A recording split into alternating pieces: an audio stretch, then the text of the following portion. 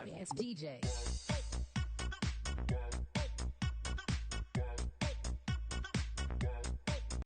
Assalamualaikum dan salam sejahtera. Nama saya Nur Siti Aisyah binti Pindi. Nomor metrik saya 07DKE108F2105.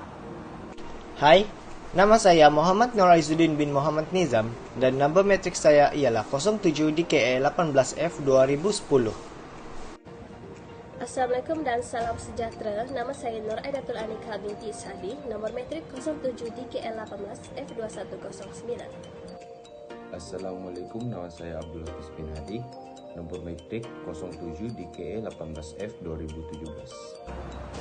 Bagi pengenalan, kiblat adalah arah yang harus diikuti oleh umat Islam ketika menunaikan solat seperti yang dituntut oleh syariat Islam. Ketika menunaikan solat, arah kiblat haruslah tepat ke arah Ka'bah. Tuntutan ini bukan menjadi masalah kepada masyarakat Islam yang tinggal berhampiran Mekah, tetapi untuk orang Islam yang tinggal di negara yang jauh dari Mekah. Ketetapan arah kiblat adalah masalah yang memerlukan keputusan penyelesaian dengan keadaan segera.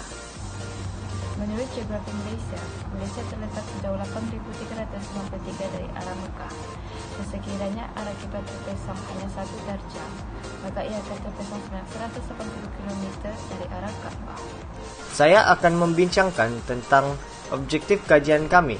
Objektif kajian kami yang pertama ialah untuk mendapatkan bearing kiblat dengan lebih tepat dari surau yang ada di sekitar jabatan di Politeknik Kota Kinabalu.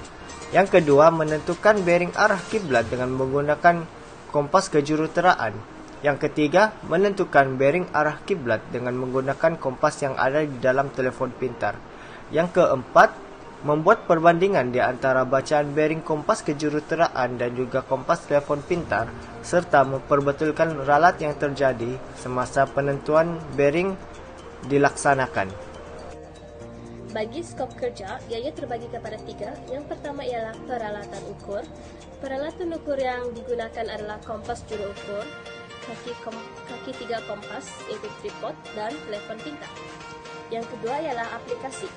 Perisian atau apps yang digunakan di dalam penyelidikan ini adalah kompas telefon pintar yang sedia ada. Dan yang terakhir ialah kawasan kajian.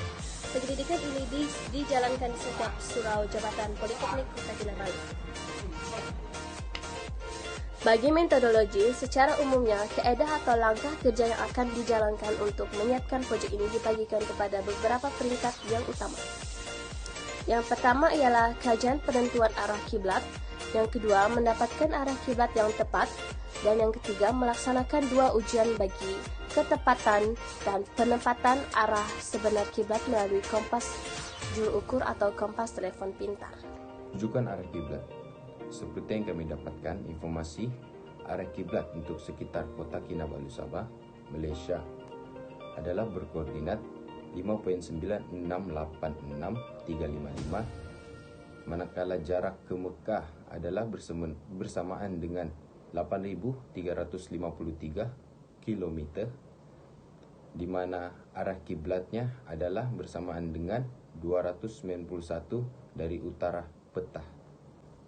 Kesimpulannya, penentuan arah bearing kiblat menggunakan kompas juru ukur dan juga kompas telefon pintar ini adalah untuk mengambil dan juga menganalisis data bagi arah bearing kiblat dengan tepat untuk surau di setiap fakulti yang berasingan dan 1 masjid, iaitu lebih dikenali dengan Pusat Islam, di mana terdapat 12 surau yang berada di fakulti dan juga 1 masjid di Politeknik Kota Kinabalu. Projek ini bukan saja pengambilan perbezaan data antara 2 kompas, malah dapat membetulkan arah bearing kiblat yang salah arah. Oleh itu, dengan pelaksanaan projek ini, kita dapat menetapkan lagi arah bearing yang betul bagi memudahkan pensyarah dan pelajar Politeknik Kota Kinabalu.